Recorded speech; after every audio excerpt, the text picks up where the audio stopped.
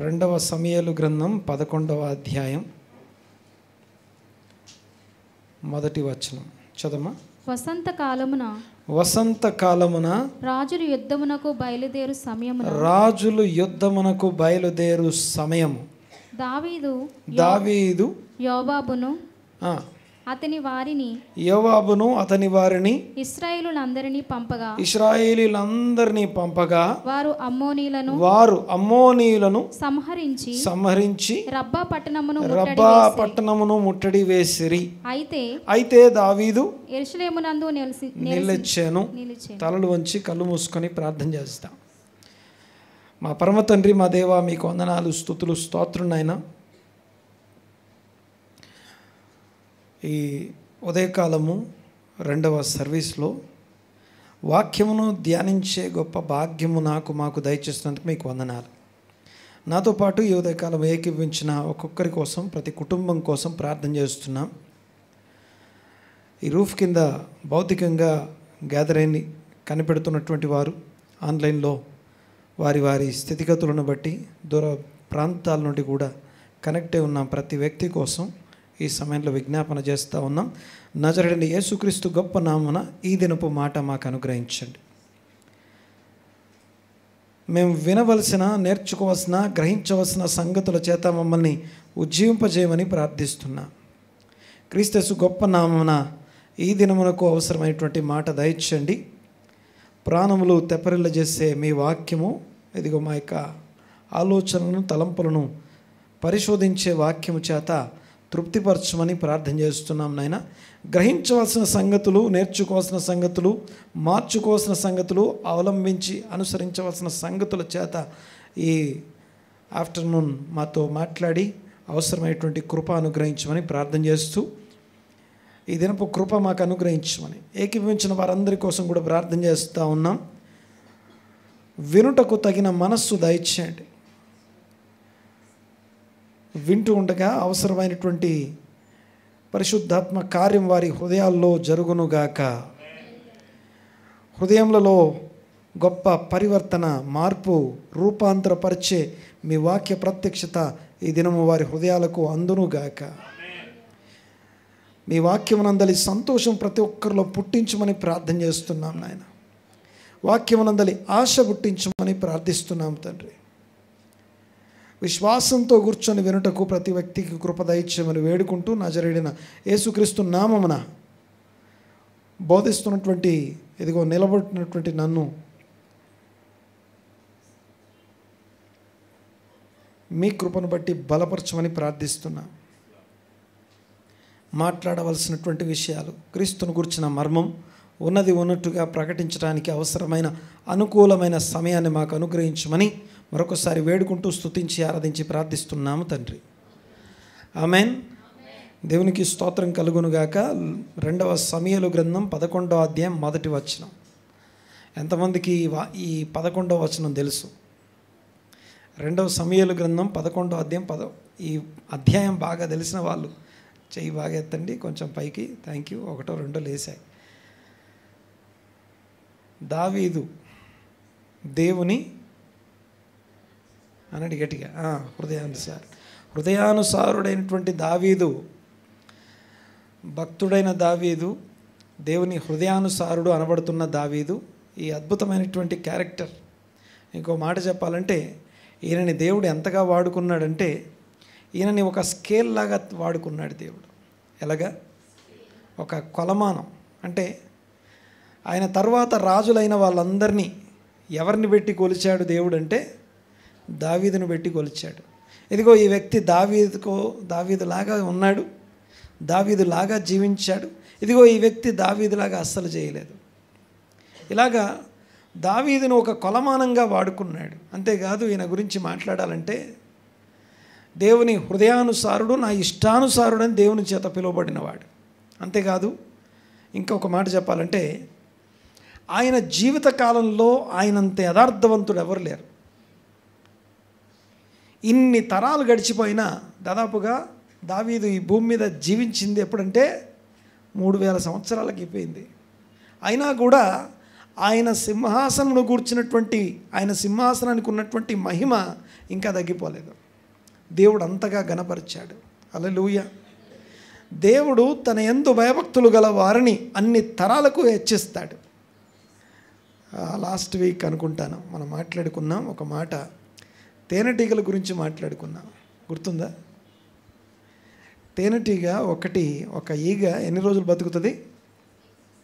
6 weeks, 6 వారాలు బతుకుతుంది. అది 6 వారాలు బతికితే అది 6 వారాలు కష్టపడి, 6 వారాలే దాని జీవితకాలమే 6 వారాలు, జస్ట్ 6 వీక్స్, 2 నెలలు కూడా కాదు, ఎక్కువలో ఎక్కువ 2 నెలలు కూడా కాదు.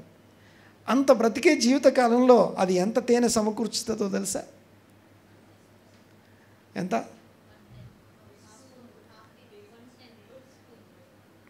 ఒక టీ స్పూన్లో 12వ భాగం, అంటే 12 తేనెటీగలు తమ జీవితకాలం కష్టపడితే ఒక చెంచా తేనె అవి ప్రొడ్యూస్ చేస్తాయి. ఎంత? చెంచా తేనె. వాటి బ్రతికెంత? 6 వారాలు. ఈ తేనె బ్రతికెంత తెలుసా? ఈజిప్ట్ సమాధుల్లో, ఐగుప్తు యొక్క సమాధుల్లో, పిరమిడ్లలో ఉన్నటువంటి సమాధుల్లో తేనె కంటైనర్స్ ఉన్నాయి. ఆ కంటైనర్లో ఉన్న తేనె ఇంకా ఇప్పటికీ స్వచ్ఛంగా ఉంది. 1000 సంవత్సరాల క్రింద, 1000 సంవత్సరాలు గతించిన తేనె యొక్క మాధుర్యం తగ్గదు, తేనె వాల్యూ పడిపోదు. దేవునికి స్తోత్రం కలుగునుగాక. దేవుడు ఇశ్రాయేలుకి ఇచ్చినటువంటి దేశాన్ని ఏమన్నాడు? పాలు తేనెలు గల దేశం కాదు, ప్రవహించు దేశం. తేనె ప్రవహిస్తుందట. అంటే ఆ దేశంలో ప్రతి విశ్వాసి ఒక తేనెటీగలాగా పనిచేస్తాడు అని అర్థం. అంటే వీళ్ళు ఏం చేస్తారు? అంతేకాదు, ఈ 6 వారాల్లో 12 తేనెటీగలు అని చెప్పాను కదా, 6 వారాల్లో 12 తేనెటీగలు, ఒక్కొక్క తేనెటీగ ఎన్ని ఫ్లవర్స్ని విజిట్ చేస్తుందో తెలుసా? అప్రాక్సిమేట్లీ 6 వారాల్లో ఎన్ని ఫ్లవర్స్ని విజిట్ చేస్తుందో తెలుసా? ఎన్ని? 45,000, 40 to 60,000 ఫ్లవర్స్ని విజిట్ చేస్తుంది. అంటే అది ఎంత బిజీగా ఉంటుందో ఆలోచించండి. 6 వారాల్లో 40 నుంచి 60,000 పువ్వులను విజిట్ చేస్తుంది. అంతేకాదు, ఏ తేనెటీగ పువ్వును నాశనం చేయదు, పువ్వును డిస్టర్బ్ చేయదు, పువ్వును కదల్చదు. అదే ఒక మిడత వచ్చి పడింది అనుకోండి, ఇంక అక్కడ ఏం మిగలదు. అదే ఒక మేక వచ్చిందనుకోండి, ఇంకంతే ఏం ఉండదు అక్కడ. ఒక ఎద్దో ఆవు వచ్చిందనుకోండి, అంతే. ఇంకా ఒక మేక, ఒక ఎద్దు, ఒక ఆవు ఇలాంటివి ముట్టుకోవడం వేరు. తేనెటీగ పువ్వును ముట్టుకోదు, పువ్వు యొక్క సౌందర్యాన్ని ముట్టుకోదు, పువ్వును ఏమాత్రం కదల్చదు. అది పువ్వును డిస్టర్బ్ చేయకుండా దాంట్లో ఉన్నటువంటి ఆకర్షణీయమైనటువంటి ఆ యొక్క దాన్ని ఏమంటారు? మకరందం. ఆ కొంచెమే, ఆ కొంచెం చాలు దానికి. అది కూడా చాలా జాగ్రత్తగా తీసుకెళ్ళి అలాగా 6 వారాల్లో 45,000 ఫ్లవర్స్ని దర్శించి తీసుకొచ్చి, అదంతా తీసుకొచ్చి ఇక్కడ తేనెటీగలు ఉండేటటువంటి ఆ తేనె తెట్ట అంటాం కదా, ఆ తేనె తెట్టని యాక్చువల్గా మనం తేనె తెట్ట అంటాం, బట్ ఇంగ్లీష్లో కొన్ని బైబిల్స్లో ద కాలనీ ఆఫ్ బీస్ అని ఉంటుంది. కాలనీ అంటే అది చక్కగా అమర్చబడినటువంటి, ఇవి పుట్టిన మరుక్షణం నుండి పనిచేయడం స్టార్ట్ చేస్తాయి. ఎందుకు ఈ మాటలని జ్ఞాపకం చేస్తున్నానంటే, అలాగే ఇక్కడ కూర్చున్నటువంటి మనము మన జీవితానికి దేవుడు కొన్ని దినాలు ఇచ్చాడు, కొంత ఆయుష్కాలం ఇచ్చాడు. ఈ ఆయుష్కాలంలో నేనేం చేయాలంటే ఇతరుల దగ్గరికి వెళ్ళి అందరి దగ్గర ఏదో ఒకటి నేర్చుకోవాలి. అది కలెక్ట్ చేసి నేర్చుకొని గ్రహించి నేను నా పిల్లలకి, లేకపోతే నేను నా మాటలు వినేవారికి బోధించి వెళ్ళిపోతాను కదా. ఆ బోధని తేనె, అది ఎన్ని తరాలు గడిచినా దాని మాధుర్యం తగ్గదు, దాని విలువ తగ్గదు. హల్లెలూయా, హల్లెలూయా. దేవునికి మహిమ కలుగునుగాక. గమనించండి ఒకసారి, అలాంటి తేనెటీగలు ఉన్నటువంటి దేశము, అలాంటి తేనెటీగలు ఆ తేనెను తయారు చేస్తున్నటువంటి అలాంటి తేనె తట్టని ఎవరన్నా డిస్టర్బ్ చేస్తే వాటి రియాక్షన్ ఎలా ఉంటుందో తెలుసా? ఎవరైనా తట్టుకోగలరా? దాని దగ్గర నిలబడగలరా? ఎవరు అని చూడవు, అవి ఎలాంటివి అని చూడవు. ఎందుకంటే వాటి ముఖ్యమైనటువంటి పనిని డిస్టర్బ్ చేశాయి. అలాగే భూమి మీద దేవుడు ఆ పాలు తేనెలు ప్రవహించు దేశం. పాలు అంటేనేమో మినిమం బేసిక్ ఫెయిత్కి అవసరమైనటువంటి నరిష్మెంట్కి సంబంధించిన డైట్ని మిల్క్ అంటాం. ఆ పాల వలన, వాక్యమును పాల వలన, రక్షణ విషయమై ఎదుగుటకు వాక్యమును పాలన అపేక్షించండి అని పేతురు రాశాడు. మొదటి పేతురు పత్రికలో రాసిందన్నమాట. రక్షణ విషయంలో ఎదుగుటకు, రక్షణలో ఎదగాలి మనం. ఆ ఎదగడం కోసం ఏం కావాలట? పాలు కావాలి మనకి. ఆ పాలు దొరికే స్థలం కూడా ఇదే. ఈ పాలు కూడా ఊరికే రావు. ఇంకోటి, పాలు కానీ తేనె కానీ. ఇంకోటి మీకు ఇక్కడ ఈ మాటను గమనించాలి, అర్థం చేసుకోవాలి. పాలు కానీ తేనె కానీ ఇండివిజువల్ ప్రొడక్టివిటీ కాదు, యునైటెడ్గా ప్రొడ్యూస్ చేసేవి. అర్థమవుతుందని నేను మాట్లాడేది. ఏదో ఒక గేదె పాలో లేకపోతే అలా కాదు. సో ఆ పాలు ఏమంటామంటే అంత ఫ్లరిషింగ్గా ఆ నేల ఉంది అని అర్థం. తర్వాత అంతేకాకుండా తేనె కూడా ఒక్కరు చేసే తేనె కాదు, అందరం కలిసి లెట్స్ గ్రో టుగెదర్, కలిసి ఎదుగుదాము అనేటటువంటి సమాజం. ఆమెన్. మీరు ఎదుగుతారు, నేను ఎదుగుతాను, మనందరం కలిసి ఎదిగే స్థలం అది. అలాంటి స్థలాన్ని పాలు తేనెల ప్రపంచ దేశం అంటాం. ఆమెన్. దేవునికి స్తోత్రం కలుగును గాక. ఇక గమనించండి ఒకసారి. నా పాయింట్ ఏంటంటే, ఇదంతా ఎందుకు చెప్తున్నానంటే, దావీదు కాలంలో తన జీవితంలో తన తరం వారికి సేవ చేశాడని రాస్తుంది. ఒక తేనెటీగా తన తరం వారికి ఎందుకు అంత తేనె కూడబెడుతుంది? అది ఆ తేనె కూడబెట్టేది ఎందుకు? ఆ తేనెని దాచిపెడితే దానికే లాభం అని అడిగితే, అది మాధుర్యాన్ని పంచాలి. తేనె ప్రవహిస్తుందట, తేనె దారగడుతుంది. అయితే పాలేమో నరిష్మెంట్కి సంబంధించిన, బేసిక్ ఫెయిత్కి సంబంధించిన డైట్ అయితే, తేనె ఇది మనిషి ఎదుగుదలకు సంబంధించింది. అంటే గ్రోనప్, ఎదిగిన వారికి సంబంధించిన డైట్ ఇది. తేనెలో ఉన్న రోగ నిరోధక శక్తి, తేనెలో ఉన్నటువంటి ఆ మాధుర్యమైనటువంటి విషయాలు చాలా ఉన్నాయి. సరే, అవన్నీ చెప్పడం కాదు, కానీ ఈ భూమి మీద నువ్వు నేను ఉన్నది తేనెను ప్రొడ్యూస్ చేయడానికి, తేనెను ఈ భూమి మీద వెళ్ళడానికి ఇక్కడ ఉన్న తేనెనే తప్ప చేదును కాదు. We are not here to produce bitterness, we are here to produce ఆ తేనె మాధుర్యం.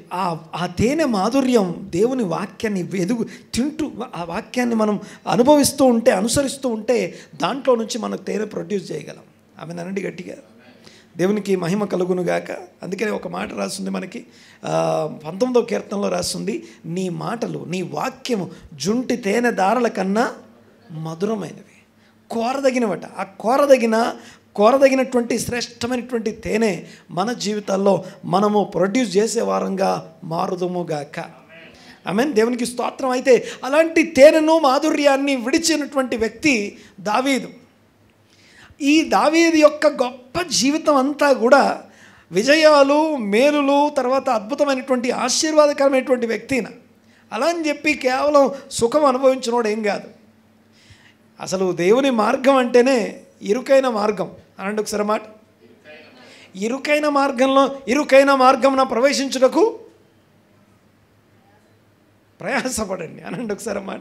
ఇరుకైన మార్గంలో ప్రవేశించుటకు ప్రయాసపడాలి. అంటే మనకేంటంటే అంత విశాలంగా ఉండాలి, చాలా పెద్ద పెద్దగా హైవేస్ అయితేనే బాగుంటాయి. కానీ ఇరుకైన మార్గం, దేవుని మార్గం, క్రీస్తు మార్గం ఇరుకైన మార్గం. అందులో కరికే ఉంటుంది తప్ప, కరుకైన త్రోవలు ఉంటాయి తప్ప మనకేమీ కంఫర్ట్ ఏమి ఉండదు అక్కడ. అర్థమవుతుందిగా నేను మాట్లాడేది? చూడండి ఒకసారి. పాయింట్ ఏంటంటే, అలాంటి ఇరుకైనటువంటి కరుకైన మార్గంలో అద్భుతమైనటువంటి జీవితం జీవించిన వాడు అనేకమైన ఛాలెంజెస్ ఫేస్ చేశాడు. ప్రతి దాంట్లో, ప్రతి ఏరియాలో మీరు వీలైతే, మీకు కుదిరితే కూర్చొని the time table of David అని రాయండి ఒకసారి. మనం చేసే ఉద్యోగాలు కాదు, కానీ ఇశ్రాయేలీలను పరిపాలించినటువంటి రాజైన దావీదు యొక్క టైం టేబుల్ ఏమై ఉండొచ్చు అని రాయండి ఊరికే. అందులో స్పిరిచువల్ టైం అని పెట్టి రాయండి. అవి మనకు తెలుసు కాబట్టి రాసేస్తాం. రోజుకి ఎన్నిసార్లు ప్రార్థన చేసాడట? 3 సార్లు, 3 టైమ్స్. రోజుకి 3 సార్లు ప్రార్థన చేశాడు. ఏది?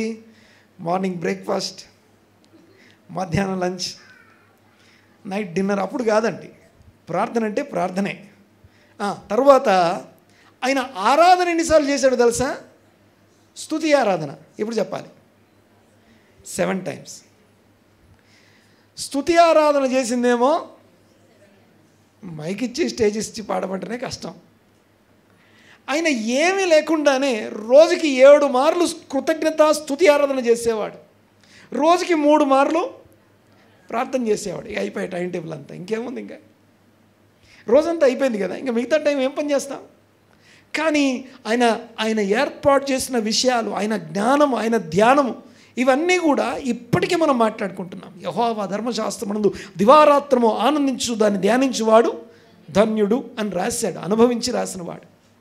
అలాంటి అద్భుతమైనటువంటి క్యారెక్టర్. ఆయన జీవితం ఎలాంటిదంటే, ఛాలెంజెస్ ఉన్నాయి, ఇక ఇవన్నీ ఉన్నాయి, కానీ తన గురించి ఒక సాక్ష్యం రాస్తుంది ఈ గ్రంథంలో. ఏమనంటే, ఏ విషయంలో కూడా తప్పు చేయలేదట, యథార్థంగా జీవించాడు. యథార్థంగా జీవించిన దావీదు ఒకే ఒక్క విషయంలో, ఒక్కని విషయంలో తప్పు చేశాడని రాస్తుంది. ఒక్క విషయంలో తప్ప అని రాస్తుంది. ఎవరా ఒక్కరు? ఊరియా. అనండి ఒకసారి. ఊరియా అనబడుతున్నటువంటి ఒక వ్యక్తి విషయంలో తప్ప ఏ తప్పు చేయలేదని రాస్తుంది. అదే దావీదు 51వ కీర్తనలో పశ్చాత్తాపడుతూ రాస్తాడు, దేవా నా పాపమునకు విముఖుడవు కమ్ము అంటాడు. అంటే ఏంటో తెలుసా? ఈ గదంతా దావీదు జీవితం అయితే, ఈ గది మొత్తం దావీదు జీవితం అయితే, ఒక కార్నర్లో సమస్య ఉంది. ఏది? ఆ ఊరియా ప్రాబ్లం అని ఒక కార్నర్లో ఉంది. దేవా ఈ గదంతా చూడు, కానీ ఆ మూలకు మాత్రం చూడకయ్యా. నా పాపమునకు విముఖుడవు కమ్ము, నా పాపమునకు విముఖుడవు కమ్ము అని అడుగుతున్నాడు. ఒక్కసారి నా పాయింట్ ఏంటంటే, ఈరోజు నేను జ్ఞాపకం చేసే పాయింట్ ఇది ప్రవచనాత్మకమైన ఈ రోజుకి సంబంధించిన వాక్యం. ఇది ఏం చదివాము? ఒకటే వచనం చదవండి ఒకసారి. ఆ దావీదు జీవితంలోనే మరకగా, మచ్చగా, అన్ని తరాలకు నిలిచిపోయే దాని అంతటికీ మూలమైనటువంటి వచనం చదువుతున్నాం మనం ఈరోజు. చదవండి ఒకసారి. ఇప్పుడు వసంతకాలమున రాజులు యుద్ధమునకు బయలుదేరు సమయము. ఒక్కసారి అందరూ అందాం అన్నమాట గట్టిగా. వసంతకాలమున రాజులు యుద్ధమునకు బయలుదేరు కాలము, సీజన్. ఆ ఒక్క వచనమే మన ఈరోజు వాక్య ధ్యానం. కానీ ఆ సమయంలో ఆయన ఏం చేశాడట తెలుసా? యుద్ధానికి వెళ్ళాల్సినటువంటి సమయము, రాజులు యుద్ధం చేయాల్సిన సమయం, దావీదు యుద్ధం చేయాల్సిన సమయం అని రాయలేదు అక్కడ. రాజులందరూ యుద్ధం చేసే సమయం ఎప్పుడట? వసంతకాలం వచ్చింది. వసంతకాలం వచ్చింది. ఆ వసంతకాలంలో ఇంగ్లీష్లో ఏం రాస్తుంది అక్కడ? స్ప్రింగ్ అనే ఉందా? ఇంకా వేరే బైబిల్ ఏముందో చూడండి ఒకసారి. సంవత్సరం చచ్చిపోయిందని ఉంటుంది. స్ప్రింగ్ అంటే తెలుసా? వసంతకాలం అంటే తెలుసా? వసంతకాలం ఏమంటారు తెలుసా? వసంతకాలం అంటే ఎలా ఉంటుంది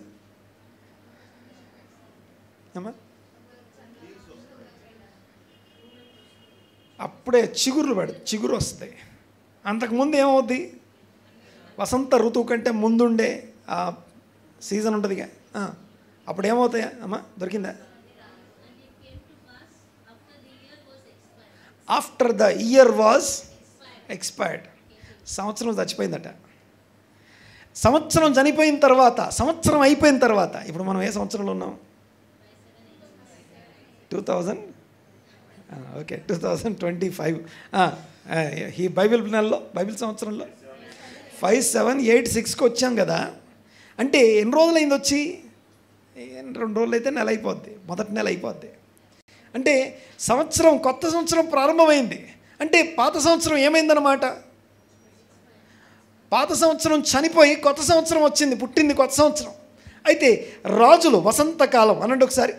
వసంతకాలానికి ముందున్నటువంటి ఋతువు, లేకపోతే ముందున్నటువంటి నెల, లేకపోతే శిశిరం అంటాం. ఆ శిశిరం అనే దాంట్లో ఏమవుతాయంటే ఈ ఆకులన్నీ రాలిపోతాయి. ఉన్నటువంటి ఆకులన్నీ రాలిపోయి మోడుబారినటువంటి చెట్లు కనపడే సమయం అది. అవి గడిచిపోయిన తర్వాత ఇక చక్కగా లేతగా చిగురు పెట్టడం మొదలవుతుంది. చూసారా? ఆ లేతగా చిగురు పెట్టే కాలమున ఏం చేయాలి? దాన్ని ఏమంటాం? అలా చిగురు పెట్టే కాలాన్ని వసంతకాలము. సంవత్సరం గడిచిపోయి కొత్త సంవత్సరంలోకి వచ్చామని అర్థం. ఆ కొత్త సంవత్సరంలోకి వచ్చిన సమయంలో వసంతకాలమున ఎవరు? అందరు కాదట, రాజులు అనండి ఒకసారి. కింగ్స్, రాజులైన వారు ఎవరైతే ఉన్నారో వారు యుద్ధాలకు వెళ్ళాలి, యుద్ధానికి వెళ్ళాలి. చదవ మళ్ళొకసారి, మొత్తం చదవా.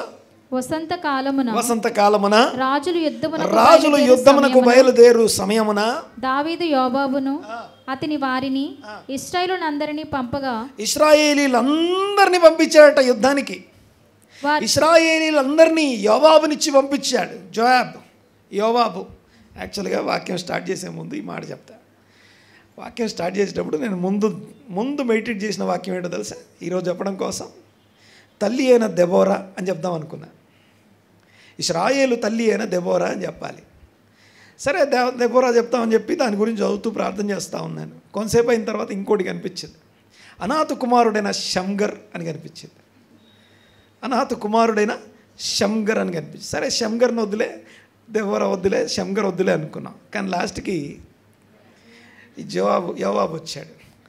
సరే, దేవునికి స్తోత్రం. ఇంకా కొన్ని పేర్లు కూడా వచ్చాయి మధ్యలో. సో అవన్నీ నేను చెప్పట్లేదు. కానీ పాయింట్ ఏంటంటే, ఈ యొక్క నూతనమైనటువంటి వసంతకాలమున రాజులు యుద్ధానికి ఎందుకు బయలుదేరాలి? వసంతకాలం అంటే అర్థం ఏంటి? రాజులెవరు? యుద్ధాలేంటి? ఎందుకు యుద్ధాలు చేయాలి? అయితే ఆ కాలంలో దావీదు ఏం చేశాడట? దావీదు తన జీవితంలోనే ఒక స్టేట్మెంట్ చెప్తాను, గుర్తుపెట్టుకోండి ఒకసారి. The war you avoid. నీవు అవాయిడ్ చేసే యుద్ధం ఏదైతుందో, ఏమన్నా అంటారంటే, ఒక్క నిమిషం ఉండండి, ఈ కొన్ని గుర్తుంటు నాకు.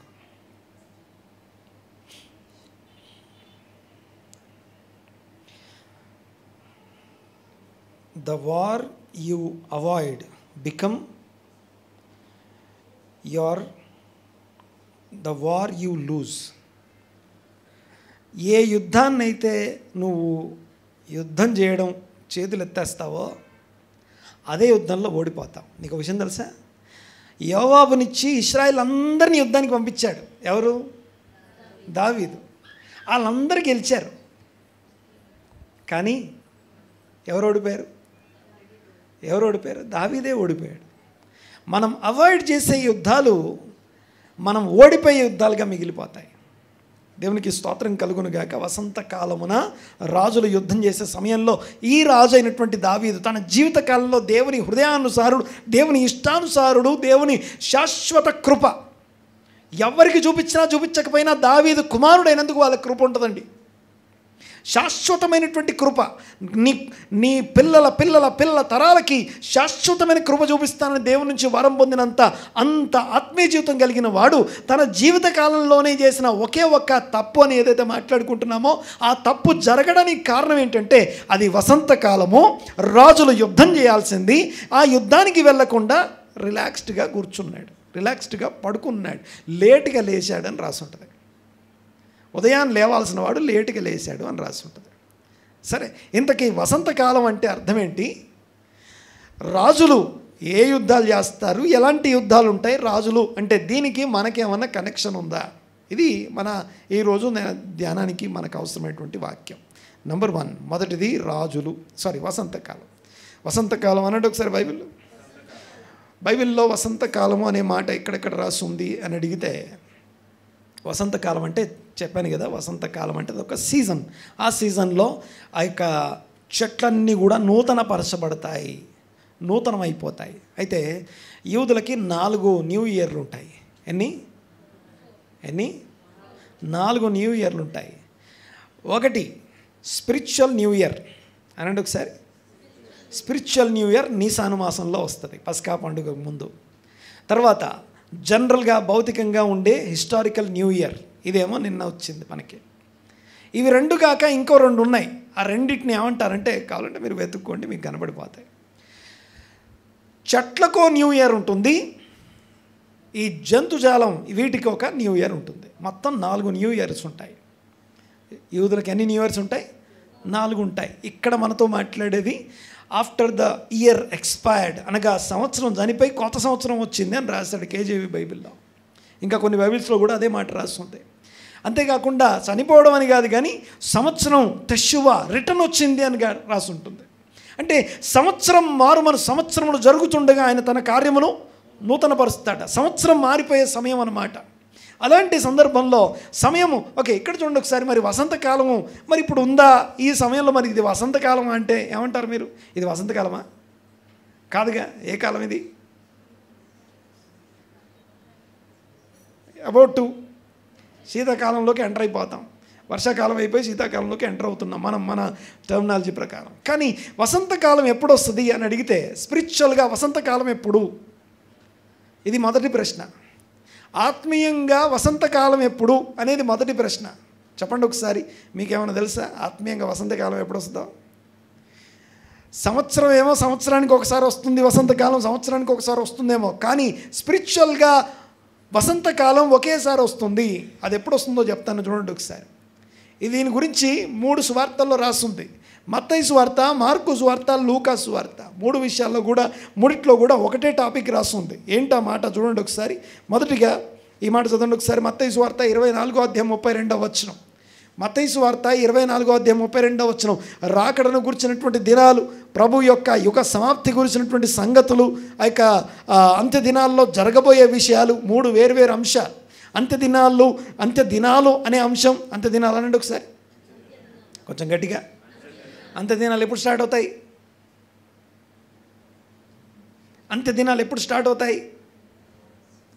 కొంచెం ఎప్పుడన్నా అడిగితే చెప్పడానికి కొద్దిగా, మేము షాలోమ్ కాన్వెంట్ చర్చ్ అంటే మళ్ళీ నా సిగ్గుపోకుండా కొంచెం మీకు ముందుగా ఈ మాట చెప్పేసి చెప్పండి ఒకసారి. అంత్య దినాలు ఎప్పుడు స్టార్ట్ అవుతాయి అమ్మా? అంత్య దినాలు స్టార్ట్ అయ్యాయా, అవుతాయా? ఇప్పుడు అయ్యాయా, అవుతున్నాయా? ఆల్రెడీ ఉన్నాము? లేదు, ఆల్రెడీ ఉన్నాం. Very good. ఎప్పుడు స్టార్ట్ అయ్యాయి మరి? ఓకే, ఒక్క మాట చెప్తాను, గుర్తుపెట్టుకోండి. యేసు ప్రభు భూమి మీద జన్మించాడా? అంతే, అంత్య దినాలు స్టార్ట్ అయ్యాయి. కాలముల అంతమందు ఆయన వచ్చాడు. కాలాలన్నీ ముగించేటప్పుడు ఆయన భూమి మీద కన్యకు జన్మించి ఆయన స్త్రీకి పుట్టి అని రాశాడు గలతీ పత్రికలో. కాలముల అంతమందు అనగా చివరి అంత్యదిన, ఈ అంత్యదిన, ఇంతవరకు ప్రవక్తల ద్వారా ధర్మశాస్త్రం ద్వారా మాట్లాడిన దేవుడు ఈ అంత్యదినాల్లో తన కుమారుని ద్వారా మాట్లాడుతున్నాడు. ఓకే, అంత్యదినాల్లో మనం ఆల్రెడీ ఉన్నాం. ఎప్పుడు ప్రారంభమయ్యాయి అంటానికి సింపుల్గా గుర్తుపెట్టుకోవడానికి ఈ మాట చెప్తున్నాను. ఏంటంటే ఏం చెప్పాలి? యేసు జన్మించడం అంత్యదినాల ప్రారంభం అనమాట. ఇక లాస్ట్ అనమాట. యేసుప్రభు పుట్టాడంటే అంత్యదినాలు అప్పుడే స్టార్ట్ అయిపోయాయి. ఇప్పటిదాకా తెలియదు మాకు, ఆల్రెడీ అంత్యదినాల్లోనే ఉన్నాము. ఓకే, దీని గురించి ఒక ఆయన అంత్యదినాలు అని రాశాడు, ఇంకొక ఆయన గడియలు, కడవరి కాలం అని ఒక ఆయన రాశాడు, కడవరి గడియ అని ఇంకొక ఆయన రాశాడు. 3 మాటలు ఉన్నాయి. అంత్య దినాలు అయిపోయి, అంత్యకాలం అయిపోయి, కడవరి గడియలు అనగా చివరి గంటల్లోకి వచ్చామని రాశాడు. ఇవన్నీ కొత్త నిబంధన భక్తుల మాటలు. సరే చూడండి ఒకసారి. ఆ కడవరి దినాల గురించి, అంత్య దినాల గురించి ఒకటి, తర్వాత ప్రభు రాకడ గురించి, తర్వాత యుగ సమాప్తి గురించినటువంటి సంగతులను యేసు ప్రభు మాట్లాడుతూ 24వ అధ్యాయం మత్తయి సువార్త అంతా కూడా ఆ జరగబోయే విషయాల గురించి మాట్లాడుతున్నాడు. అలా మాట్లాడుతూ వెళ్తున్నప్పుడు 32వ వచనం వచ్చేసరికి ఏం జరిగిందో చూడండి ఒకసారి జాగ్రత్తగా. మత్తయి సువార్త 24:32 చదవమా. అంజూరపు చెట్టును చూచి ఒక ఉపమానము నేర్చుకొనుడి. అంజూరపు కొమ్మ లేతదై చిగురించినప్పుడు వసంతకాలము ఇంకా సమీపంగా ఉన్నదని మీకు తెలియదు. అంజూరపు చెట్టు, అంజూరపు కొమ్మ లేతదై చిగురించుట అంటే ఏంటి మరి? ఇప్పుడు అంజూరపు చెట్టు ఎక్కడుంది పాస్టర్ గారు? మరి అంజూరపు చెట్ల గురించి మాట్లాడలేదు. అంజూరపు చెట్టు ఒకటే చెట్టు ఉంటుంది. ఆ చెట్టు పేరు ఇశ్రాయేలు దేశం. ఇశ్రాయేలు దేశం తిరిగి జన్మించింది. ఇక భూమి మీద ఇశ్రాయేల్ అనేవారు లేకుండా చేద్దామని అనేకులు ప్రయత్నించారు. హామాను కాలంలో జరిగింది, హిట్లర్ కాలంలో జరిగింది, ఈవెన్ నిన్న మొన్నటి కాలం వరకు కూడా ఇప్పుడు కూడా జరుగుతూనే ఉన్నాయి. యూదులు అనేవాళ్ళు భూమి మీద లేకుండా చేస్తే ఏదో వాళ్ళకి స్పిరిచువల్గా ఏదో కలిసి వస్తుందని చెప్పేసి ఏవేవో జరుగుతున్నాయి. బట్ ఇప్పుడు ఇశ్రాయేలు తిరిగి జన్మించిన కాలం వచ్చింది అంటే ఏం తెలుస్తుంది మనకి? ఏ కాలానికి వచ్చామంట స్పిరిచువల్గా? చదవమ్మా గట్టిగా. వసంతకాలం. Yes, this is the time. వసంతకాలానికి సమీపించాం కాదు, వసంతకాలంలోనికి వచ్చాం మనం. ఇశ్రాయేలు దేశము గురించినటువంటి దేశము జన్మించింది 1948లో. అదొక దేశంగా సర్వ ప్రపంచవ్యాప్తంగా గుర్తించబడింది కదా. అప్పుడే ఈ యొక్క ఎప్పుడైతే అది జరిగిందో వెంటనే ఈ యొక్క వసంతకాలం సమీపించి ఉన్నది. అంతేకాదు ఈ రోజున ఇశ్రాయేలు దేశం పొలిటికల్గా మాత్రమే కాదు, కేవలం రాజ్యంగా మాత్రమే కాదు, జ్ఞానపరంగా కాదు, శక్తిపరంగా కూడా ప్రపంచవ్యాప్తంగా నిరూపితమైంది కదా. వసంతకాలానికి వచ్చాము అనండి ఒకసారి గట్టిగా. స్పిరిచువల్గా వసంతకాలంలోకి ప్రవేశించినటువంటి తరముతో నేను మాట్లాడుతున్నాను ఈ మాటలు. వసంతకాలానికి వచ్చిన తర్వాత మళ్ళీ చెప్తాను చూడండి ఒకసారి, మళ్ళీ చదవమా. 24వ అధ్యాయం 32వ వచనం. అంజూరపు చెట్టును చూచి ఒక ఉపమానము ఒక ఎగ్జాంపుల్ నేర్చుకొనిడి. అంజూరపు కొమ్మ లేతదై చిగురించినప్పుడు వసంతకాలము ఇంకా సమీపముగా ఉన్నదని మీకు తెలియను. ఆ ప్రకారమే మీరు ఈ సంగతులు, ఏ సంగతులు? అంజూరపు చెట్టు కొమ్మ లేతదై చిగురించుట అనే సంగతులు చూచినప్పుడు ఆయన సమీపంగా ఉన్నాడు అని గుర్తించాలి. దేవునికి స్తోత్రం. ఇంకో మాట, మార్కు సువార్త 13వ అధ్యాయం 28వ వచనం. మార్కు సువార్త 13వ అధ్యాయం 28వ వచనం. అదే మాట చూడండి ఒకసారి, సేమ్ అదే. మార్కు సువార్త 13వ అధ్యాయం 28వ వచనం. అంజూరపు చెట్టును చూసి ఒక ఉపమానము నేర్చుకొనుడి. దాని కొమ్మ ఇంకా లేతదై చిగురించినప్పుడు వసంతకాలము సమీపముగా ఉన్నదని మీకు తెలియను. లూకాసు వార్త 21వ అధ్యాయం 30వ వచనం. లూకాసు వార్త 21వ అధ్యాయం 30వ వచనం.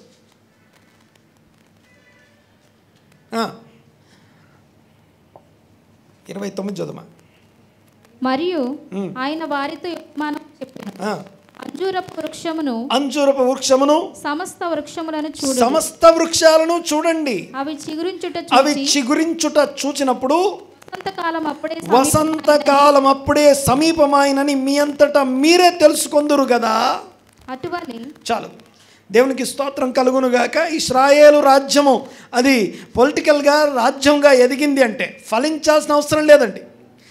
ఫలించడం అంటే ఆత్మ సంబంధమైనటువంటి ఇశ్రాయేలు. కానీ ఇక్కడ ఇక ఫిజికల్గా ఇశ్రాయేలు ఒక దేశంగా ఫామ్ అవడం ఏదైతుందో, ప్రపంచవ్యాప్తంగా గుర్తింపు పొందిన స్థితి ఏదైతుందో, ఇది వసంతకాలాన్ని సూచిస్తూ ఉంది. వసంతకాలం వచ్చింది అంటే రాజులు ఏం చేయాలట అనాలి ఒకసారి గట్టిగా. రాజులు యుద్ధం చేయాలి. రాజులు అనండి ఒకసారి. ఎవరి రాజులు? ఎక్కడుంటారు ఈ రాజులు? రాజులు ఏం చేస్తారు? ముందు ఈ రాజులు ఎవరో తేల్చుకోవాలి. గమనించండి ఒకసారి. ఎవరిని రాజుగా ఎంచుతాం మనం ఈ భూమి మీద? ఎవరి రాజ్యం స్థిరంగా ఉంది ఈ భూమి మీద?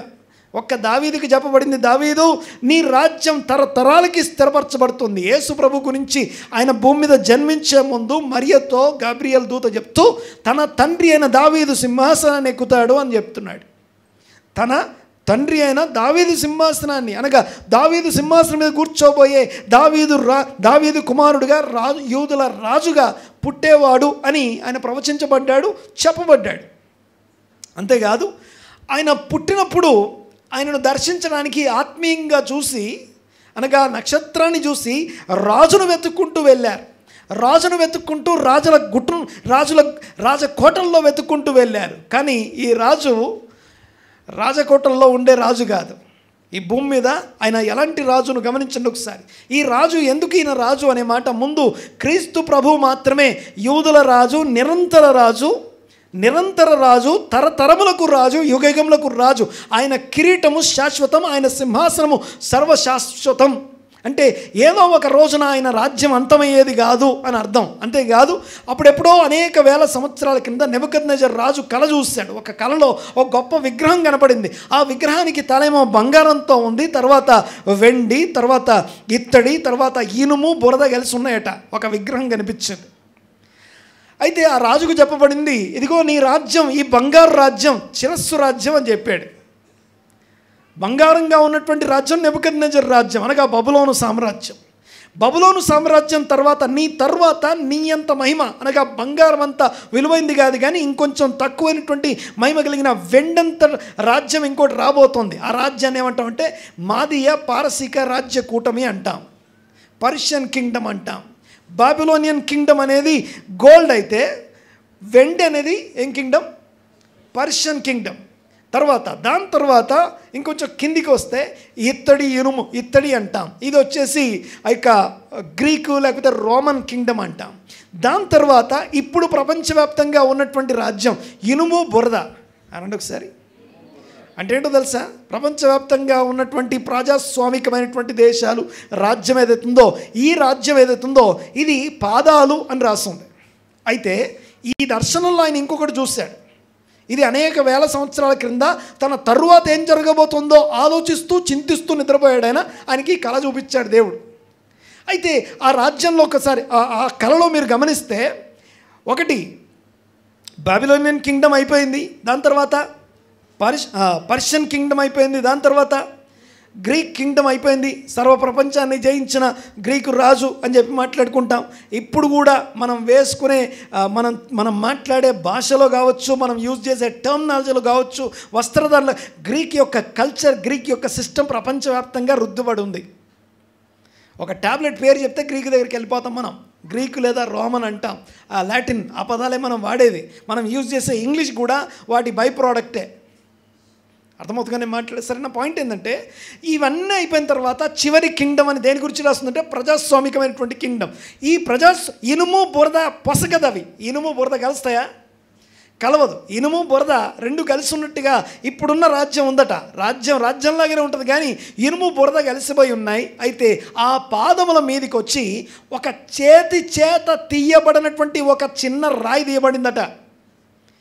ఎవరు చేయితో తీయకుండా ఒక రాయి వచ్చి పైకి లేసి వచ్చి ఎక్కడ పడిందట? ఆ విగ్రహం యొక్క పాదాల మీద, అనగా ఇనుము బురద. ఈ యొక్క ప్రజాస్వామిక దేశంగా, ప్రజాస్వామిక రాజ్యం అని ప్రపంచవ్యాప్తంగా ఉన్నటువంటి ఈ రాజ్యం మీద పడి ఆ గొప్ప విగ్రహాన్ని పనికి రాకుండా తుత్తనీయులుగా చేసిన తర్వాత ఆ చిన్న రాయి మహా గొప్ప పర్వతమై ఓ గొప్ప నిరంతర రాజ్యంగా మారింది. అది మెస్సయ రాజ్యము అని చెప్పబడింది. ఇదంతా మీ దానియేలు గ్రంథంలో రాస్తుంది. మనం తల దగ్గర పెట్టుకొని పడుకునే బైబిల్లో దానియేలు గ్రంథంలో గ్రంథం ఉంటుంది. ఆ గ్రంథంలో ఒక రాజుకు వచ్చినటువంటి కళలో ఇప్పుడు నువ్వు అనుభవిస్తున్న, మనం కలిగి ఉన్నటువంటి రాబోయే కాలానికి సంబంధించిన కళ దర్శనం అదంతా కూడా చూడండి ఒకసారి. అంటే ఇప్పుడు ఉన్నటువంటి వసంతకాలం వచ్చేసింది, ప్రభు రాకడికి అన్నీ సిద్ధమైపోతున్నటువంటి ఈ సమయంలో ఆయన రాజ్యం, రాజులు ఎవరు? రాజులు అంటే మొదటి రాజు, గొప్ప రాజు, నిరంతరం ఉండే రాజు ప్రభువైన యేసుక్రీస్తు అనే రాజు అనండి ఒకసారి మాట. యేసుక్రీస్తు అనే రాజు నిరంతర రాజు. ఆయన ఎలా రాజు అవుతాడు గమనించండి ఒకసారి. ఆయన పరిపాలన ఎలా ఉంటుంది? ఈ భూ సంబంధమైనటువంటి పరిపాలన కాదు ఆయనది. మిగతా రాజ్యాల లాంటి తన స్వలాభాన్ని చూసుకునే రాజ్యం కాదు, లేకపోతే ఇంకేదో తన ఘనత కోసం, తనని తాను మెప్పించుకోవడం కోసం రాజు కాదు ఆయన. గమనించండి ఒకసారి. ఆయన ఎవరు అంటే, ఆయనని గమనించండి. ఆ యొక్క పిలాతు ఆయనని ఏమంటాము, పరిశోధన అంతా చేసిన తర్వాత, అనగా తనని ప్రాసిక్యూషన్ లేకపోతే అవంతా విచారణ అంతా అయిపోయిన తర్వాత అందరి ముందు తీసుకొచ్చి నిలబెట్టాడు పిలాతు. ఆయన నిలబెట్టి, మీ బైబిల్ ఓపెన్ చేస్తే యోహాను సువార్త 19వ అధ్యాయం 4వ వచనం చూడండి ఒకసారి. ఏమని రాస్తుందో మీ బైబిల్ ఓపెన్ చేయండి ఒకసారి. తెలుగు బైబిల్ ఓపెన్ చేయండి చూద్దాం. మీ తెలుగు బైబిల్లో 19వ అధ్యాయం 4వ వచనం ఆ స్క్రీన్ మీద కనపడదు. నేను చూపిద్దాం అనుకున్నది ఆ స్క్రీన్ మీద కనపడదు, మీ బైబిల్లో కనపడుతుంది. చూడండి ఒకసారి. కనపడిందా ఏమన్నా? 19వ అధ్యాయం 4వ వచనం. పిలాతు మరలా వెలుపలికి వచ్చి, ఇదిగో ఈయన యందు ఏ దోషమును నాకు కనబడలేదు, నీకు తెలియనట్లు ఈయనను మీ యొద్దకు వెలుపలికి తీసుకుని వచ్చుచున్నానని వారితో అనెను. ఆ ముండ్ల కిరీటము ధరించిన వాడై, ఊదా రంగు వస్త్రము ధరించిన వాడై యేసు వెలుపలికి రాగా పిలాతు ఏమన్నాడట? ఇదిగో ఈ మనుష్యుడు. ఏమండి బైబిల్ కనపడుతుందా? ఏం కనపడింది అక్కడ? ఏమన్నా తేడా ఉందా? కనిపించిందా? తేడాగా ఉందా? ఇదిగో ఈ మనుష్యుడని. ఆ ఇదిగో ఈ మనుష్యుడు అనే మాట ఎందుకంటున్నాడు చెప్పండి ఒకసారి. మామూలుగా అది కాక ఇంకేమనొచ్చు ఆయన? దాని గురించి మాట్లాడడానికి చాలా సమయం పడుతుంది. ఈ యేసు ప్రభు రాజు అని చెప్పడం ముందు మాట, ఈ మాట గమనించండి ఒకసారి. ఆయన రాజుగా గుర్తించబడి ఆయన రాజు అయినప్పుడు మనం ఏమవుతామో మనకి దీనికి ఉన్న కనెక్షన్ ఏంటో తెలుస్తుంది. ఇందాకనేమో సమయానికి కనెక్ట్ అయ్యాం. ఎస్, వసంతకాలం వచ్చినటువంటి సందర్భంలో ఉన్నాం. రాజులు ఎవరు అని అడిగే దగ్గరికి వచ్చాం. రాజులు దావీదు ఒక్కడే రాజు కాదు, క్రీస్తు రాజు అయి ఉన్నాడు. రాజుల రాజు అనండి ఒకసారి. ఈ రాజుల రాజు అయినటువంటి ఆయనని తల మీద ముండ్ల కిరీటం పెట్టి ఊదారంగు వస్త్రం ధరింపజేసి ఒళ్ళంతా దెబ్బలతో గాయాలతో రక్తం గారుతున్నటువంటి ఆయన తీసుకొచ్చి ముందు నిలబెట్టి, ఇదిగో ఈ మనుష్యుడు. మన బైబిల్లో బోల్డ్ లెటర్స్లో పెద్దగా రాసున్నాయి. నీకు నాకు అర్థం కావడానికి ఎలా చెప్పాలో అర్థం కాక అలా రాసి పెట్టారు. ఏదో ప్రత్యేకంగా చెప్పబడుతుంది అక్కడ. ఏంటి ఆ ప్రత్యేకమైనటువంటి విషయం? ఏంటి ఆ మనుష్యుడు? మామూలుగా అయితే ఏమనొచ్చు తెలుసా? ఒకవేళ యేసుప్రభు కాకుండా ఎవరో దొంగని తీసుకొచ్చి నిలబెట్టాడు అనుకుందాం. ఇదిగో మీరడి మీ ఈ దొంగ అనాలి, లేకపోతే ఇదిగో ఈ నిందితుడు అనాలి, ఇదిగో ఈ నేరస్తుడు అనాలి, ఇదిగో ఈ ద్రోహి అనాలి, ఇదిగో ఈ తీవ్రవాది అనాలి, ఇదిగో ఈ నరహంతకుడు అనాలి. ఇలా ఏవి అనకుండా పరిశోధించి పరిశోధించి పరిశోధించి ఇతని యందు ఏమీ కనపడలేదు, నాకు ఏ దోషము కనపడలేదు. ఇతడు కేవలము ఇదిగో మనుష్యుడు అన్నాడు. మనుష్యుడు అనండి ఒకసారి కొంచెం గట్టిగా. మనుష్యుడు అనకుండా ఇదే బైబిల్లో మీకు తెలుసా ఒకడిని నక్క అని పిలిచాడు. అన్నారు ఇక్కడ మనిషే, కానీ ఏమని పిలిచారని? నక్క. ఆ నక్కతో ఇలాగూ చెప్పండి. ఎవరన్నారన్నమాట? ఏమో పాస్టర్ గారు ఇవన్నీ అడగండి, మీరు ఎక్కడి నుంచి అడుగుతారో మాకు తెలియదండి. యేసుప్రభు అన్నాడు అన్నమాట. యేసుప్రభు అన్నాడు నక్కతో ఇలాగ చెప్పండి అని హేరోదు గురించి అన్నాడే. అంటే మనిషిని పట్టుకొని ఆయన ఏమంటున్నాడు? నక్క. యోహాన్ అంటాడు కొంతమంది బాప్తిసం తీసుకోవడానికి వచ్చినప్పుడు వాళ్ళని చూసి ఆయన ఏమన్నాడు తెలుసా? సర్ప మనుషులే. వాళ్ళని ఏమన్నాడు? సర్ప సంతానమా. ఇంకొంతమందిని చూస్తే ఇదిగో బుద్ధి జ్ఞానములు లేని కంచరగాడిదలు, గుర్రముల వల్ల నేను కంచరగాడిదలమైన ఉండకండి. మనుషులే కానీ ఎలా ఉన్నారట? బుద్ధి జ్ఞానం లేకపోవడాన్ని బట్టి వాళ్ళు ఎలా ఉన్నారట? గుర్రాలు కంచరగాడిదల్లాగా ఉన్నారట. తిట్టుకుంటాంగా గాడిద అని అంటాం. ఇంకా అంతెందుకు వేషధారులు ఉన్నారనుకోండి, లోపల భక్తి లేకుండా బయట భక్తిని ప్రదర్శించే వారిని బురదలో పొరలాడే పందులతో పోల్చబడుతుంది. అంతేకాకుండా పదే పదే పాపం చేసే వాళ్ళని ఏమంటుంది తెలుసా? కుక్క తన వాంతికి తిరిగినట్టుగా, కుక్క తిని కక్కి మళ్ళీ తింటుంది, అది కుక్క తన వాంతికి తిరిగినట్టుగా అని అన్యజనులందరినీ కుక్కలు అని పిలుస్తుంది బైబిల్. నేను మాట్లాడితే అర్థమవుతుంది కదా. మనుషులే. ఏంటిది? మనుషుల్ని పశువులతోనూ మిగిలిన ప్రాకు పురుగులతోని. ఒక ఆయన ఏమన్నాడు తెలుసా? నేను మిన్నలేని ప్రభువా అన్నాడు. ఏమన్నాడు? వినపడిందా? వినపడలేదా? అర్థం కలరా? మిన్నల్లిని ప్రభువా నేను అన్నాడు. ఏ పాటి వాడనయ్యా? నేను మిన్నల్లిని. ఓకే, సౌలుతో అంటున్నాడు. ఇంకా నేను చెప్పాను ఎవరంటారు సౌలుతో? దావీదే అంటున్నాడు మిన్నల్లి అన్నాడు. ఒకసారి అంటే ఏంటో తెలుసా? ఏం పాస్టర్ గారు మీరు ఇంగ్లీష్లో చెప్పండి అమ్మా. మిన్నల్లి అంటే ఏంటో తెలుసా? తలలో పేను. ఎవరన్నారన్నమాట? ఈ దావీదే. ఆఫ్టర్ ఆల్ తలలో పెయిన్లు అంటోని నా కోసం నువ్వు ఎందుకయ్యా పనులన్నీ వదులుకొని నన్ను వెంబడిస్తున్నావు? పేనులు అంటోని నేను మనిషేగా. ఏమంటుకున్నాడు తాను? మిన్నల్లి. అంటే వీళ్ళందరినీ అన్నీ ఒక దగ్గర పెట్టండి ఒకసారి. గాడిద, గుర్రం, లేకపోతే ఏమంటాం గొర్రె, లేకపోతే సింహం వంటి గుండె గలవాడు, ఎలుగుబంటి వంటివాడు. ఈ పదాలన్నీ మనుషులకు రాస్తున్నాయి. ఇదేంటిది? మనుషులు గొప్ప, పశువులు, ఈ జీవరాశి గొప్పదా అని అడిగితే అవన్నీ కూడా దేవుడు మామూలుగా సృష్టించాడు. వాటిలో ప్రాణం ఉందేమో, కానీ దేవుడు తన పోలిక చొప్పున తన స్వరూపమందు మనుషుని భూమి మీద తయారు చేసి మనుషుని యొక్క నాసికార నెలమంటి నుంచి నిర్మించి తన నాసికారంధ్రంలో జీవవాయునోదగా నరుడు జీవాత్మ ఆయను. ఒక్కసారి చెప్పండి ఒకసారి. ఈ జీవాత్మ అయినటువంటి మానవుడు మనుషుడు అనిపించుకోవడం మంచిదా? ఏ కుక్క, పిల్లి, పంది ఇలా అనిపించుకోవడం మంచిదా? గాడిద, గుర్రం, లేకపోతే పేను ఇలాంటి పేర్లు పిలిపించుకోవడం మంచిదా? ప్రతి జీవి పిలువబడ్డట్టు మాట్లాడుతూ ఈ బైబిల్లో చాలా విషయాలు రాసున్నాయి అలాగా. సరే, నా పాయింట్ ఏంటంటే గమనించండి ఒకసారి. దేవుడు తన పోలిక చొప్పున తన స్వరూపమందు అనండి ఒకసారి అన్నమాట. ఇంతకీ దేవుని పోలిక ఏంటి? మనలాగా 2 కళ్ళు, 2 చెవులు, వాటి మధ్యలో కొంచెం బ్రెయిన్, 2 కాళ్ళు, ఇదా దేవుని స్వరూపం అంటే? చెప్పాలి. దేవుని స్వరూపం అంటే ఇదా? కొద్దిగా చెప్పండి సార్. దేవుని స్వరూపం అంటే ఇదా? కాదు కదా. మరి దేవుని స్వరూపం ఏంటి? మరి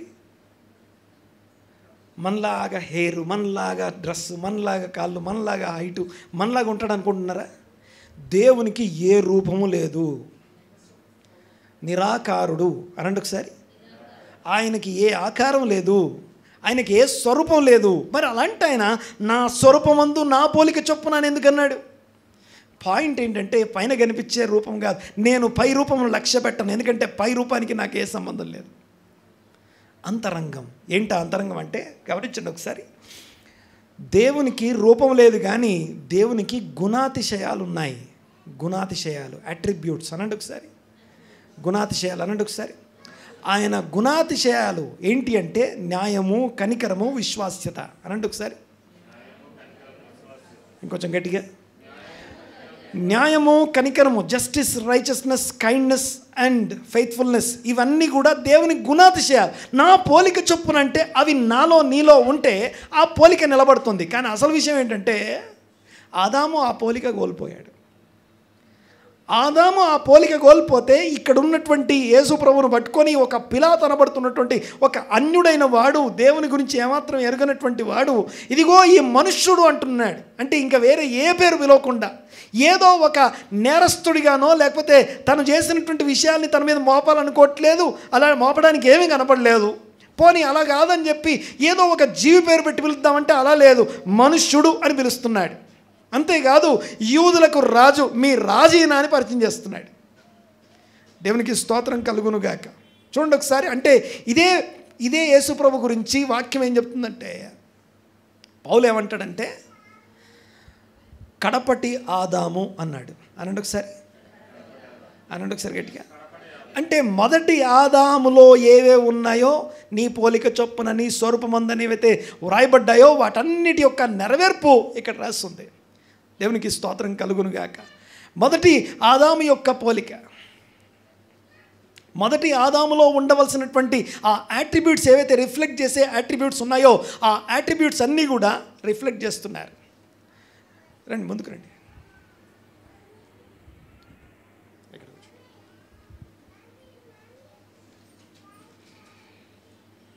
రైట్. దేవునికి మహిమ కలుగునుగాక. స్తోత్రం. హల్లెలూయా. రైట్. చూడండి ఒకసారి. ఆదాములో ఏ పోలికలైతే నా పోలిక చొప్పున నా స్వరూపం అంది దేవుడు దేవుని గురించి అయితే దేని గురించి అయితే మాట్లాడారో ఆ పోలిక, ఆ స్వరూపము, ఆ యొక్క ఆదాములో ఉన్న ఆ స్వరూపం ఏదైతే ఉందో ఆ స్వరూపము, ఆ పోలిక ఆదాము నుండి ఆ తర్వాత ఉన్నటువంటి వాళ్ళందరిలో లేక మిగతా జంతువుల పేర్లన్నీ పిలువబడ్డాం కదా. అయితే అవి ఏవి కాకుండా మరలా అదే స్వరూపం కలిగిన వాడుగా సర్వ విశ్వాన్ని పరిపాలించే దేవుడు క్రీస్తు, దేవుని యొక్క దేవత్వం యొక్క సర్వ సంపూర్ణత తన యందు గుప్తమై ఈ భూమి మీద జన్మించిన వాడు ప్రభు అయిన యేసుక్రీస్తు కడపటి ఆదాము. అనండి ఒకసారి మాట. కడపటి ఆదాము అంటే ఆదాము అనబడుతున్నటువంటి మానవుల్లో ఏవేవి దేవుడు పెట్టిన ఆ పోలిక అన్నాడో ఆ పోలిక కనిపించేది ఈ క్రీస్తులో. ఈయన రాజులందరికీ రాజు అయి ఉన్నాడు. రాజులందరికీ రాజు అయి ఉన్నాడు. ఈయన రాజ్యం ఎలాంటిది అంటే ఈ భూమి మీద ఏం పరిపాలించాలో ఆ పరిపాలన. ఏంటి ఆ పరిపాలన? చాలామంది అడుగుతూ ఉంటారు కదా, భూమి మీద ఎందుకండి ఇంత దుష్టులు ఉన్నారు, దుర్మార్గులు భూమి మీద ఎందుకు ఉన్నారు అని అడుగుతారు. ఈ క్వశ్చన్ చాలామంది అడుగుతారు. ఆదికాండం మొదలు పెట్టండి, కంటిన్యూగా చదువుతూ వెళ్ళండి దయచేసి. ఒకసారి చదువుతూ ఉంటే ప్రతిసారి నేను మీకు హెల్ప్ చేస్తాను, లేకపోతే మనం బైబిల్ స్టడీలో మాట్లాడుకుందాం. ఈ మాట వినండి ఒకసారి. దుష్టులు ఎందుకు ఉన్నారు భూమి మీద అని అడిగితే ఈ భూమి మీద ఉన్న ప్రతి ఒక్కరూ అందరం కూడా ఇమిటేటర్స్. ఏమంటాం? అనండి ఒకసారి గట్టిగా. ఇమిటేటర్స్ అంటే అనుకరిస్తాం. తల్లిని బిడ్డలు అనుకరిస్తారు, తండ్రిని బిడ్డలు అనుకరిస్తారు, సహోదరులు అనుకరిస్తారు, ఆత్మీయ నాయకుల్ని ఆత్మ సంబంధమైనటువంటి వారు అనుకరిస్తారు. ఈ అనుకరించడంతోనే మన జీవితం కంటిన్యూ అవుతుంది. దుష్టులైన వారందరూ కూడా దుష్టత్వాన్ని చూసి దుష్టత్వాన్ని అనుకరిస్తూ ఉన్నారు అంతే. అలాంటి చోట ఈ భూమి మీద మొదటి తరం ఏదైతే ఉందో ఆదాము కాలం నుంచి మనుషులందరూ దుష్టత్వంలోకి వెళ్ళిపోతూ ఉంటే ఏదో ప్రతి తరంలో కొద్ది మంది వెలుగుగా ఉండి ఆ యొక్క మంచితనాన్ని, కనికరాన్ని, న్యాయాన్ని, ఆ యొక్క దేవుని యొక్క గుణాతిశయాల్ని ప్రచురించే స్థితిలో ఆ యొక్క కొంచెం మానవత్వాన్ని కలిగినటువంటి వారు ఉన్నారు. దేవునికి స్తోత్రం. వారు ఆ తరానికి రాజులుగా ఉన్నారు. వారు ఆ తరానికి రాజులుగా ఉన్నారు. అయితే ఇక్కడ అందరికీ రాజుగా ఉండి ఇదిగో ఈయనను అనుసరించండి, ఆ క్రీస్తు పోలిక మనలో ఏర్పడు వరకు, అనగా ఆ కడపటి ఆదాము పోలిక దేవుని స్వరూపం అనబడుతున్న దేవుని గుణాతిశయాలను ప్రచురించే ఆ ప్రత్యేకమైనటువంటి ఆ యాట్రిబ్యూట్స్ని, గుణాతిశయాల్ని ప్రచురించే ఆ గుణం మనలో కలిగించడం కోసం గలతీ పత్రిక 4:19 ఈ మాట రాస్తుంది.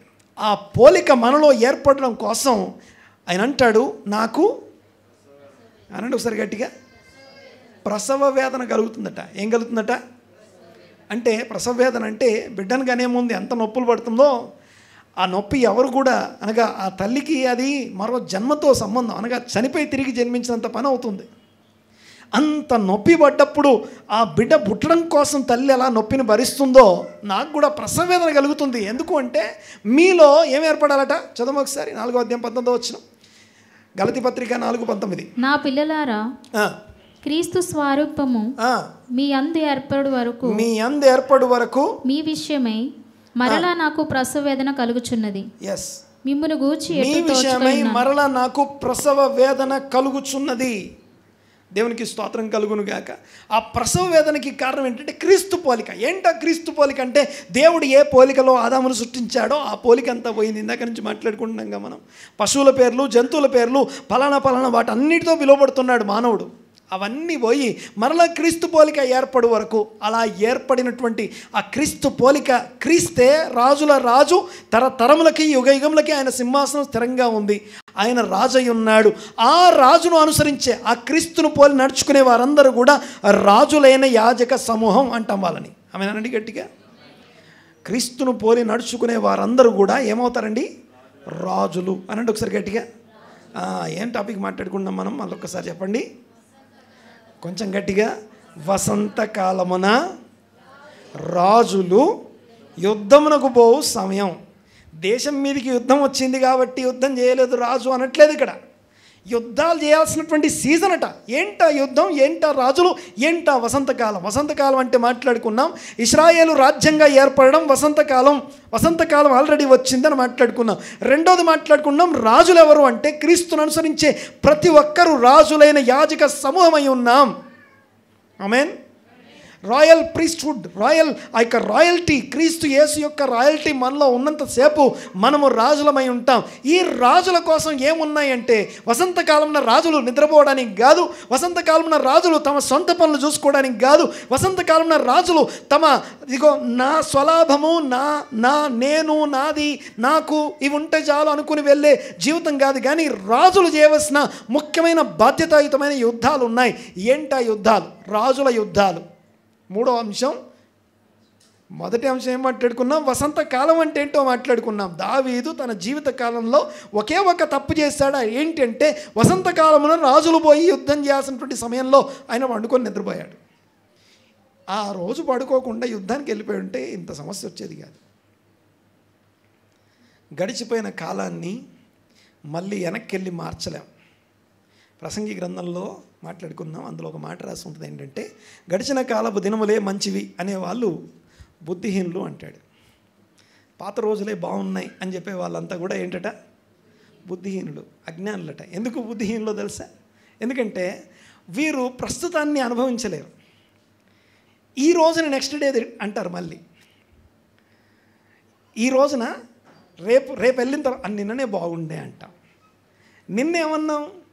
మొన్న బాగుంది అన్నాం. మొన్నేమన్నాం?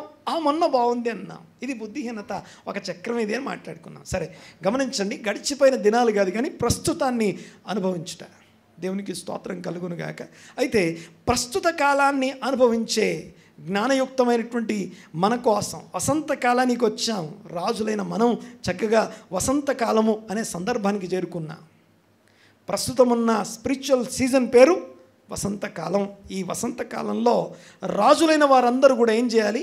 యుద్ధాలు చేయాలి. ముందుగా 2 యుద్ధాలు జ్ఞాపకం చేస్తాను. యుద్ధం నంబర్ 1 ఏంటో తెలుసా? రాజులు ఘనత కోసం యుద్ధం చేయాలి. ఘనత అనండి ఒకసారి. రాజులు ఘనత వహించాలి, రాజులు ఘనత తెచ్చుకోవాలి. నేను ఎలాగా గనుడుగా ఎలా మారగలను? గమనించండి ఒకసారి, 2 వచనాలు చెప్తాను. సామెతల గ్రంథం ఈ మాట చూడండి ఒకసారి. సామెతల గ్రంథం 25వ అధ్యాయం 2వ వచనం, బాగా తెలిసిన వచనం ఇది. 25వ అధ్యాయం 2వ వచనం. సంగతి మరుగు చేయుట దేవునికి ఘనత. సంగతిని మరుగు చేయుట దేవునికి ఘనత. సంగతి శోధించుట, ఆ సంగతిని శోధించి తెలుసుకొనుట రాజులకు ఘనత. దేవుడు అన్నీ ఓపెన్గా చెప్తే, అన్ని వివరంగా నీకు అందించేస్తే ఆయనకు ఘనత లేదట. అన్నీ కూడా కోడ్సే ఇవన్నీ కూడా కోడ్ లాంగ్వేజ్లో రాస్తున్నాయి మనకి. ఈ కోడ్స్ అన్నిటి మధ్యలో ఏం చేస్తున్నాం మనం? సంగతి మరుగు చేయుట దేవుడు గణపరచబడుతున్నాడు సంగతి దాచిపెట్టడం ద్వారా. అయితే దాచిపెట్టిన అన్నీ మనవి కావు, తెలిసినవే మనీ అనుకొని వెళ్ళిపోతాం కదా. నీకు ఘనత లేదు. రాజులైన వారి ఘనత ఏంటి? రాజులు ఘనత కోసం మొదటి యుద్ధం చేయాలి. రాజుల యుద్ధాలు ఏంటి? ఇదొక్క మాట చెప్పేసి మనం ముగించుకుందాం. చూడండి ఒకసారి, 2 అంశాలు ఉన్నాయి ఇందులో. ఒకటి రాజుల యుద్ధం, నంబర్ 1 ఘనత కోసం యుద్ధం. ఏంటా ఘనత కోసం యుద్ధం అంటే, దేవుడు దాచి ఉంచిన సంగతులు ఏంటో తెలుసుకోవడం కోసం ప్రపంచం అంతా ఒక పెద్ద సమాజం కూర్చొని యేసుప్రభు చెప్పే మాటలన్నీ వింటది. అందరూ వింటారు, అందరూ అబ్బా చప్పట్లు కొట్టి వెళ్ళిపోతారు. బహు జనసమూహం ఆయన వెంబడిస్తుంది. కానీ అందరు వెళ్ళిపోయిన తర్వాత ఆయన దగ్గరికి వెళ్ళి పర్సనల్గా ఏకాంతంగా కూర్చొని ఏమడుగుతారంటే, అయ్యా మీరు చెప్పిన ఆ ఉపమాన భావం ఏంటి? అది ప్రైవేట్గా వాళ్ళకే, అందరికి కాదు. అలా అడిగి తెలుసుకునేవారు ఘనత వహించిన రాజులు. ఇది మొదటి యుద్ధం. నేను మాట్లాడేది అర్థమవుతుంది కదా. దేవుడు నా కొరకు ఏ ఉద్దేశాలు దాచిపెట్టాడు? What is the purpose of my life? నేను బ్రతకడం వెనకాల నాకున్నటువంటి ఈ నా పట్ల దేవునికి ఉన్న చిత్తం ఏంటో మారు మనసు పొందినట్లుగా నాకు కావాల్సిన విషయాలు నాకు బోధపరచబడడం కోసం నాకు బోధించండి అని చెప్పి దేవుని సన్నిధిలో శోధించి తెలుసుకొనుట అంటాం దాన్ని. దేవునికి మహిమ కలుగునుగాక. చూడండి ఒకసారి, దేవుని సన్నిధిలో శోధించి తెలుసుకునే విషయాలన్నమాట. 25వ అధ్యాయం 2వ వచనం. సంగతి మరుగు చేయుట దేవునికి ఘనత, వాటిని శోధించి తెలుసుకొనుట రాజులైనటువంటి వారికి ఘనత. దేవునికి స్తోత్రం. ఇంకొక వచనం చెప్తాను, ఇదే దీనికే సపోర్ట్గా 8వ అధ్యాయం 15వ వచనం చూడండి ఒకసారి. సామెతల గ్రంథం 8వ అధ్యాయం 15వ వచనం, సేమ్ అదే దానికి సంబంధించింది. జ్ఞానం అంటూ ఉందట. ఏదైతే శోధించబడి తెలుసుకొనబడినటువంటి జ్ఞానం ఏదైతే ఉందో ఆ జ్ఞాన ఉపదేశం అంటుందట. ఏమంటుంది చూడండి ఒకసారి. జ్ఞానాధారము నేనే. జ్ఞానానికి ఆధారం దేవుని ఉపదేశం అన్నమాట. జ్ఞానాధారము నేనే, పరాక్రమము నాదే. పరాక్రమం కూడా నాదే. నా వలన రాజులు ఏలుదురు. ఓకే, నా వలన రాజులు ఏల్తారు. అధికారులు న్యాయమును బట్టి పాలన చేస్తారు. పరిపాలించేవారు. ఇక్కడ ఉన్న ప్రతి ఒక్కరూ ఏదో ఒక దాన్ని పరిపాలిస్తున్నాం. చిన్న గృహాన్ని పరిపాలిస్తున్నాం, లేకపోతే ఒక ఉద్యోగాన్ని పరిపాలిస్తున్నాం, లేకపోతే ఒక చిన్న ఏదో ఒక విషయాన్ని మన పరిపాలనలోకి, మన ఆధిపత్యంలోకి, మన అవగాహనలోకి దేవుడు ఇచ్చాడు కదా. వాటిని పరిపాలించడం కోసం నీ పట్ల దేవుడు కలిగి ఉన్న చిత్తం ఏంటో, ప్రణాళిక ఏంటో గ్రహించి తెలుసుకున్నట్లుగా దేవుని సన్నిధిలో కూర్చొని నేర్చుకోవడం ఏదైతే ఉందో మొదటి యుద్ధం. ఘనత కోసం యుద్ధం. అంతేకాదు, వాటిని తెలుసుకున్నప్పుడు, ఆ ఉపదేశాన్ని గ్రహించినప్పుడు ఆ ఉపదేశం అంటుందట, నా వలన రాజులు ఏలడం కోసం, రాజులు రాజ్యం చేయాలంటే నన్ను తెలుసుకోవాలి, నన్ను హత్తుకోవాలి. ఎవరు మాట్లాడేది? ఎవరు? దేవుని ఉపదేశం అనండి ఒకసారి. దేవుని ఉపదేశం మాట్లాడుతూ ఉంది. నన్ను హత్తుకునే వాళ్ళు నా వల్ల ఏళ్తారు. ఎలా వెళ్తారంటే అధికారులు న్యాయం ప్రకారం వెళ్తారట. అంతేకాదు, పరాక్రమం వహించి ధైర్యంగా పరిపాలిస్తారట. అంతేకాదు, ఇంకొక మాట కూడా రాస్తుంది అక్కడ, ఆ యొక్క దేవుని సంగతులు నేర్చుకొని ఆ ఉపదేశాన్ని బట్టి రాజులు వెళ్తారు. దేవునికి మహిమ కలుగునుగాక. హల్లెలూయా. ఆ గాక అన్నప్పుడు లాస్ట్కి ఏదో అనాలి కదా. ఆమె అనండి గట్టిగా. దేవునికి స్తోత్రం. గమనించండి ఒకసారి. వసంతకాలమున రాజులు యుద్ధం చేయాలి. ఏంటా యుద్ధం అంటే, ప్రతి సమయంలో, ఇది ఎవ్రీ టైం ఉండే యుద్ధం. ఇది ఓన్లీ వసంతకాలమే కాదు. ఇది ఈ మొదటి యుద్ధం ఏదైతే ఉందో రాజుల యుద్ధం ఏంటి అని అడిగితే, ప్రతి రాజు ఎవ్రీ టైం చేసిన పని ఏంటంటే, తను ఘనత వహించడం కోసం ఏం చేయాలంటే, నా గురించినటువంటి దేవుని ఉద్దేశాలేంటో, తలంపులేంటో, చిత్తమేంటో తెలుసుకున్నట్లుగా ఆయన సన్నిధిలో మోకరించి, దేవా దీని అర్థం ఏంటి, నా కోసం ఇదిగో దేవుడు నిన్ను భూమి మీదకి పంపించాడు కదా. వచ్చినప్పుడు ఎలా వస్తాం మనం? భూమి మీదకి వచ్చే ప్రతి బిడ్డ ఎలా వస్తాడు భూమి మీదకి? తలదించుకొని, చేతులు కట్టుకొని, మోకాళ్ళ మీద ఉండి ఏమంటాడు తెలుసా? చిత్తం ప్రభువా అనండి ఒకసారి అన్నమాట. కొంచెం గట్టిగా అన్నమాట. చిత్తం ప్రభువా అని ఇంకో మాట కూడా రాసి ఉంటుంది అక్కడ. ఇదంతా ఎక్కడుందంటే ఎబ్రీ పత్రిక ఇలా అంటామని తెలుసా? హెబ్రీ పత్రిక 10వ అధ్యాయం 5వ వచనంలో రాస్తుంది మాట. ఏమని రాస్తుంది అక్కడ అంటే, చిత్తం ప్రభువా, నన్ను గురించి గ్రంథం చుట్టలో నువ్వు ఏమేమి రాసి పెట్టావు అవన్నీ చేయడానికి ఇదిగో నేను వచ్చి ఉన్నాను. నాకు ఒక శరీరం అమర్చి ఈ భూమి మీదకి పంపించావు కదా, అవన్నీ చేయడానికి వచ్చాను. గ్రంథం చుట్ట ఉంది, నేనున్నాను. అందులో ఏముందో నాకు తెలియదు. మరొకసారి, గ్రంథం చుట్ట అంటే వాక్యం, దేవుని వాక్యం. గ్రంథం ఉంది, నేనున్నాను. మరి అందులో ఏముందో ఎలా తెలుస్తుంది? సంగతి మరుగు చేయుట, దేవునికి శోధించి తెలుసుకొనుట, రాజులకు కూర్చొని నా పట్ల దేవా నీ చిత్తం ఏంటో ఇది యుద్ధం, రెగ్యులర్ యుద్ధం అన్నమాట. ఈ రెగ్యులర్ యుద్ధం వసంతకాలంనే కాదు, ప్రతిసారి జరిగించే యుద్ధమే ఇది. అయితే దేవునికి మహిమ కలుగునుగాక. గాక అన్నాక ఏదన్నా దేవునికి స్తోత్రం. చివరిగా గమనించండి ఒకసారి, ఆ యొక్క యుద్ధాలు ఏవైతే ఉన్నాయో, ఎవ్రీ టైం చేసే యుద్ధాలన్నింటిలో ఘనత కోసం యుద్ధం లేదా పరాక్రమం, ధైర్యం ఎలా తెచ్చుకోవాలో, అంతేకాకుండా జ్ఞానము, ఉపదేశం ఎలా పొందుకోవాలో దేవుని సన్నిధిలో కూర్చొని నేర్చుకుంటాం. ఇక వసంతకాలమున చేయవలసిన యుద్ధాలు ఏంటో చెప్తాను, వినండి ఒకసారి. ఈ మాట చూడండి ఒకసారి. హోషేయ గ్రంథం 12వ అధ్యాయం 2వ వచనం. వసంతకాలమున యుద్ధం ఇది. ఇది ఒక్కటి చూసుకొని మనం ముగించుకుందాం ఈ రోజుకి. హోషేయ గ్రంథము బైబిల్లో ఉంటుందమ్మా, హోషేయ గ్రంథం అని. ఓకే, హోషేయ గ్రంథం 12వ అధ్యాయం 2వ వచనం.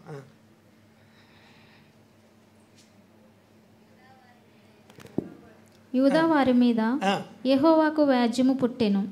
యాకోబు సంతతి వారి ప్రవర్తనను బట్టి ఆయన వారిని శిక్షించును. వారి క్రియలను బట్టి వారికి ప్రతీకారము చేయును. తల్లి గర్భమందు యాకోబు తన సహోదరుని మడిమెను పట్టుకొనెను.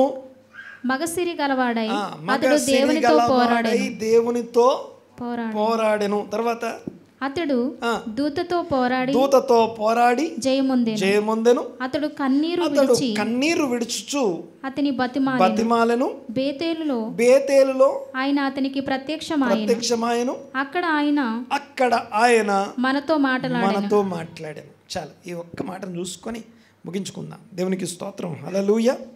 చూడండి ఒకసారి, హోషేయ గ్రంథం 12వ అధ్యాయం 3వ వచనంలో ఇలా రాస్తుంది. ఏమనుంది అక్కడ? యాకోబు తల్లి గర్భమునందు మడిమను పట్టుకున్నాడు. ఎవరి మడిమ? తన సహోదరుని మడిమను పట్టుకున్నాడట. ఆ మడిమను పట్టుకున్నాడు. మడిమని హీబ్రూ భాషలో ఎకెవ్ అంటారు. అనండి ఒకసారి మాట, మడిమ. ఓకే, అలా కదులుతుంటే చూసారా కింద? మనకు బాడీలో ఉన్నటువంటి అన్ని కీళ్ళలోకి స్పెషల్ కీల్ అది. ఓకే, ఈ షోల్డర్ జాయింట్ ఉంది కదా, ఈ షోల్డర్ జాయింట్ 360 degrees తిరుగుతుంది ఆల్మోస్ట్. ఓకే, మిగతా అన్నీ వెనక్కి ముందుకే తిరుగుతాయి.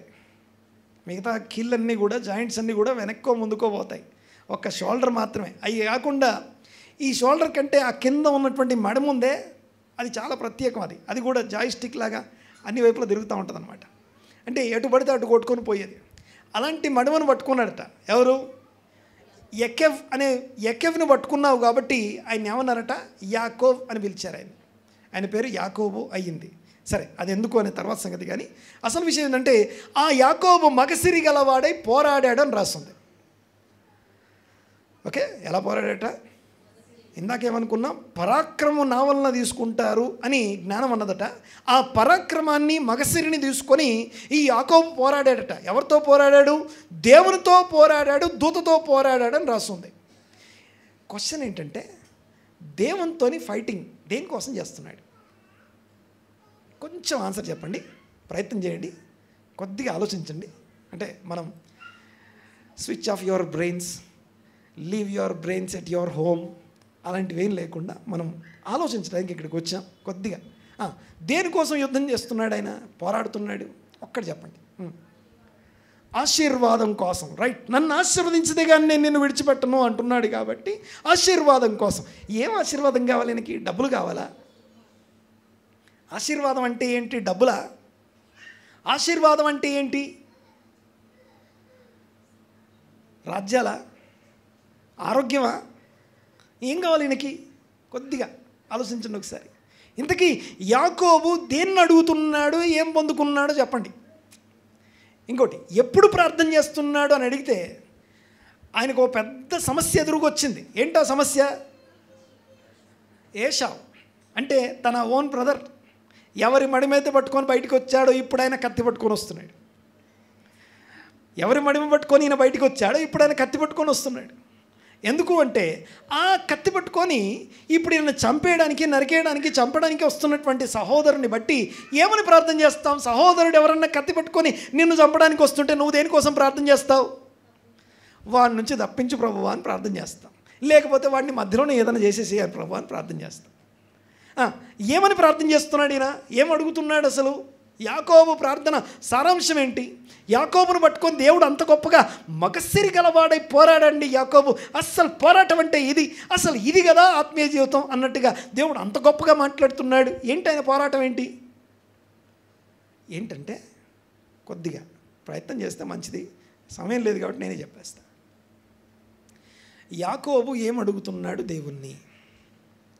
యాకోబు ఏ వాగ్దానం కిందకు వచ్చాడు? ఏ నిబంధన క్రింద ఉన్నాడు?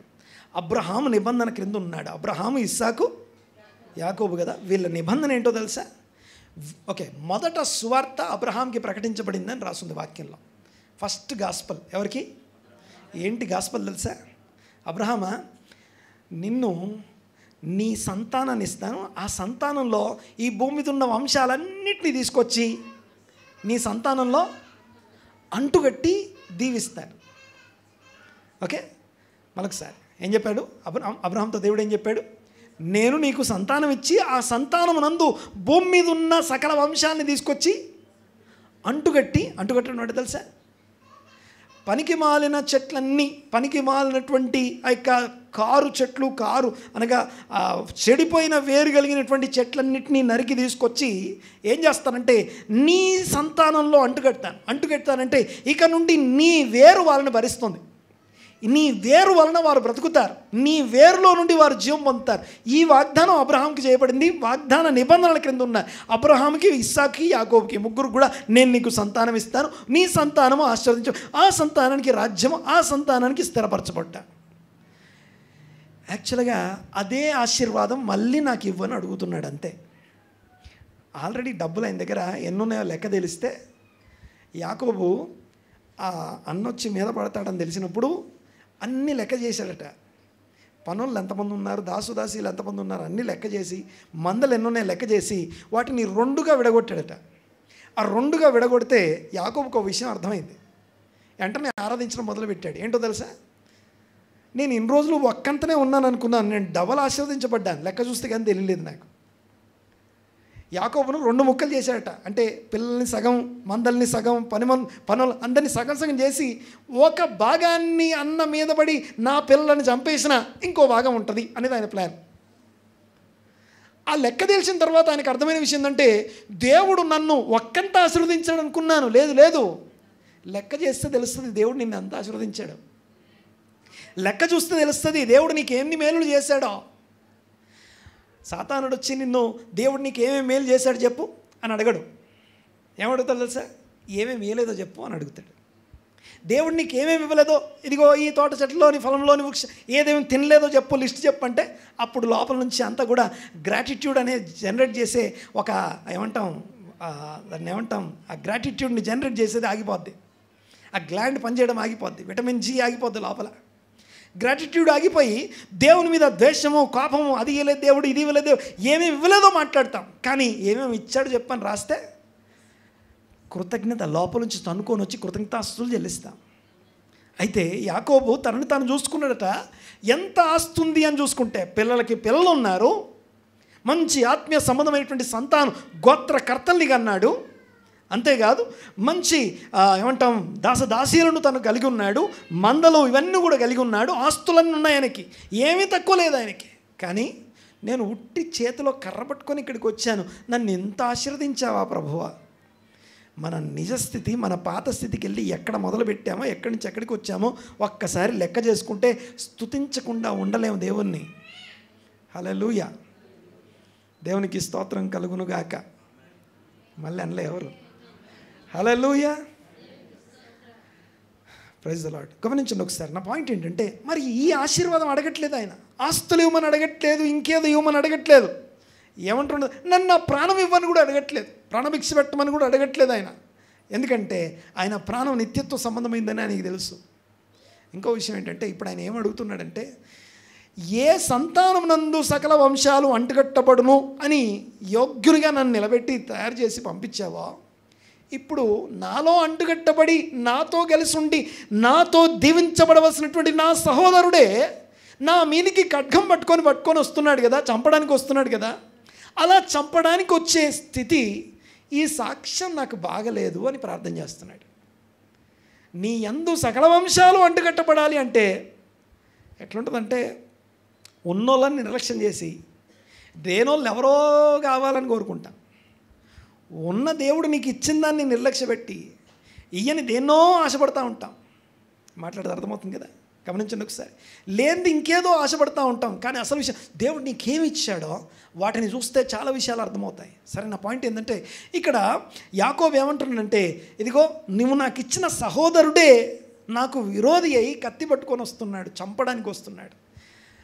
చంపడానికి ఖడ్గం పట్టుకొని వస్తున్నటువంటి సహోదరుడు కత్తి పట్టుకొని చంపుదామనుకొని వస్తున్నటువంటి వాడిని ఏం చేయాలి, ఎలా ఎదుర్కోవాలి అనే ఒక అద్భుతమైనటువంటి విలువైనటువంటి విషయాలు యాకోబు ద్వారా పొందుతాం మనం. ఏంటంటే, చంపడానికి వచ్చిన వాడు కాస్త ఒకరి మీద ఒకరు పడి ముద్దాడుకొని ఏడుచుకుంటున్నారు.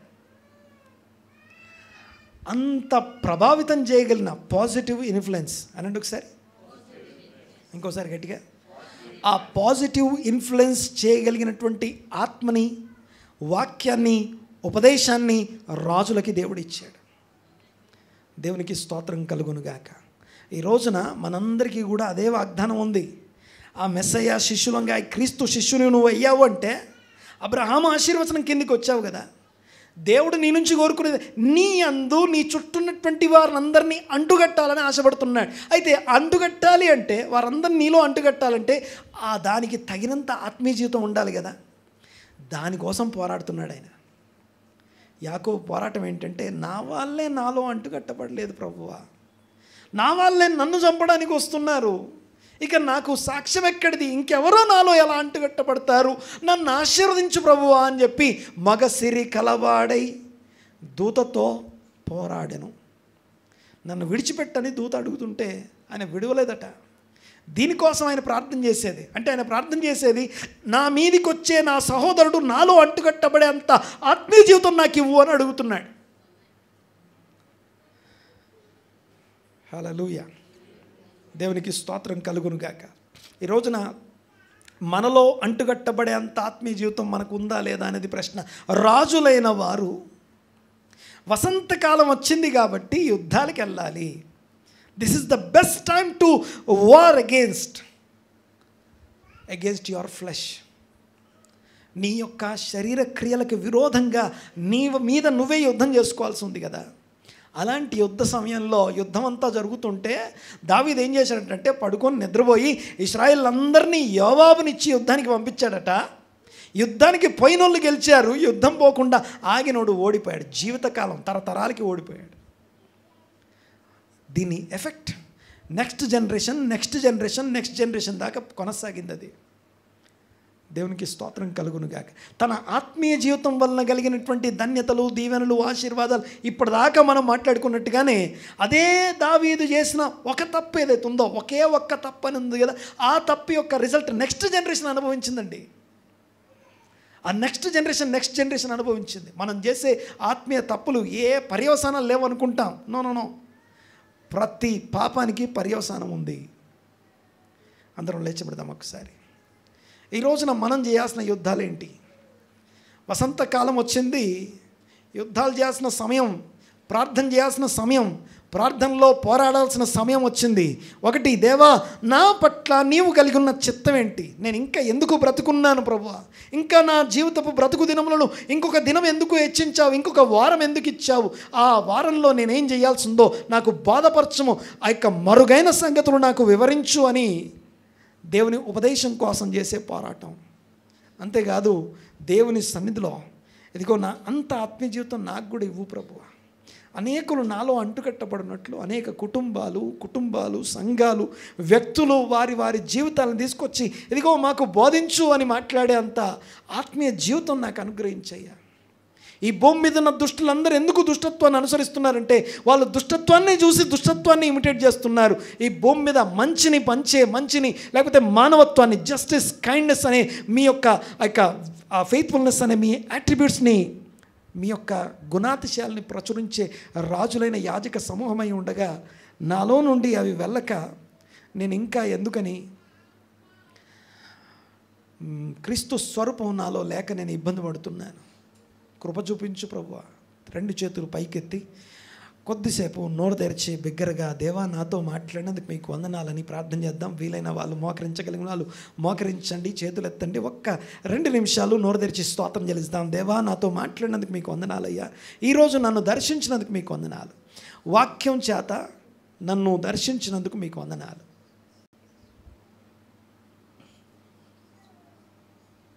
స్తోత్రం స్తోత్రం స్తోత్రం. నోరు తెరిచి మాట్లాడదాం ఒక్కసారి. దేవా స్తోత్రం నాయన. ఈరోజు మన మధ్యలోనికి కమ్యూనియన్, ప్రభు శరీరం, ప్రభు రక్తం, నిబంధన భోజనం మన మధ్యలో ఉంది. తీర్మానం చేసుకొని, ఒక మంచి ఉన్నతమైన ప్రత్యేకమైన తీర్మానం చేసుకొని అందులోకి మనం ప్రవేశిద్దాం. అడుగుదాం దేవుడిని, ఈరోజు నన్ను దర్శించినందుకు మీకు వందనాలయ్యా. నా పట్ల మీరు ఎలాంటి చిత్తం కలిగి ఉన్నారు? వందనాలు, స్తుతులు, స్తోత్రం నాయన. ఘనమైన మీ కార్యములు మా ఎడల ఇదిగో అద్భుతాలు జరిగించమని ప్రార్థన చేస్తున్నా. స్తోత్రం స్తోత్రం స్తోత్రం నాయన, మీకే వందనాలు. Thank you lord. వందనాలు ప్రభువా. ఘనత, మహిమ, ప్రభావం మీకే ఆరోపిస్తున్నా. క్రీస్తు గొప్ప నామమున ఈరోజు నన్ను దర్శించినందుకు మీకు వందనాలు. ఇదిగో నన్ను దీవించి ఆశీర్వదించి మీ కృపచేత నన్ను దర్శించినందుకు కృతజ్ఞతాస్తుతులు, స్తోత్రం నాయన. మనోనేత్రాలు వెలిగించండి. జ్ఞానము, ప్రత్యక్షత కలిగిన మనస్సు మా అందరికీ దయచేయండి ప్రభు. సంఘమును, సమాజాన్ని ఈరోజు వాక్యం విన్న ప్రతి వ్యక్తిని మీ హస్తాలకు అప్పగిస్తున్నాం. వారి హృదయాల్లో ఇదిగో మీ కార్యము జరిగించండి. మేము చెప్పిన దాన్ని, విన్నదాన్ని బట్టి కాదు కానీ మీ ఆత్మ వారి జీవితాల్లో కరిగిస్తున్న ఇదిగో వాక్య సంబంధమైన కార్యాలని బట్టి మీ చిత్తానుసారమైనటువంటి కార్యములు వారి జీవితాల్లో జరిగిస్తున్నందుకు ఇగో వందనాలు, స్తుతులు, స్తోత్రం నాయన. ఏ మాటలు మాకు అవసరమో, ఏ వాక్యం చేత నన్ను దర్శించాల్సి ఉందో పాజిటివ్ ఇన్ఫ్లుయెన్స్ చేయాల్సినటువంటి తరంలో మేము ఉన్నాం. ప్రభు రాకడికి ఈ లోకాన్ని సిద్ధపరిచే తరంలో నన్ను ఉంచినందుకు మీకు వందనాలు. వసంతకాలం వచ్చి ఉంది. ఇదిగో ఆయన రాకడ దినములు సమీపమాయను, ఆయన ద్వారమునొద్దనే ఉన్నాడన్న మాటను బట్టి వందనాలు, స్తోత్రం నాయన. ఈరోజు నన్ను దర్శించినందుకు మీకు వందనాలు. విన్న వాక్యం మా హృదయాల్లో, మా వ్యక్తిగత జీవితాల్లో స్థిరపరచమని వేడుకుంటూ దేవా మీకు వందనాలు. నోరు తెరిచి ఒక్కసారి దేవునికి స్తోత్రం చేద్దాం. 2 నిమిషాలు గట్టిగా. హల్లెలూయా, స్తోత్రం స్తోత్రం స్తోత్రం నాయన, మీకు వందనాలు. Thank you lord. వందనాలు ప్రభువా, స్తోత్రం నాయన. వాక్యము వాక్యము వాక్యం మా మధ్యలో ప్రకటింపజేసినందుకు మీకు వందనాలు. నన్ను దర్శించినందుకు మీకు వందనాలు అయ్యా, మీకు వందనాలు. స్తోత్రం నాయన. Thank you Lord. Hallelujah hallelujah, స్తోత్రం స్తోత్రం స్తోత్రం నాయన, మీకు వందనాలు. Thank you Jesus. స్తోత్రం. ఇదిగో వాక్యం విన్న హృదయాలు స్థిరపరచబడునుగాక. మీ సన్నిధి వారి హృదయాల్లో స్థిరపరచబడునుగాక. మీ యొక్క సహాయం వారికి అనుగ్రహించండి. బోధ దయచేయండి, ఉపదేశం దయచేయండి ప్రభువా. ఓ దేవా మీకు వందనాలు. Thank you lord. సమస్త ఘనత, మహిమ, ప్రభావం మీకే ఆరోపిస్తున్న నజరేయుడైన యేసుక్రీస్తు నామమున ఈ ప్రార్థన అడిగి బ్రతిమాలు వినేంతో వేడుకుంటున్నాము తండ్రి. ఆమేన్ ఆమేన్.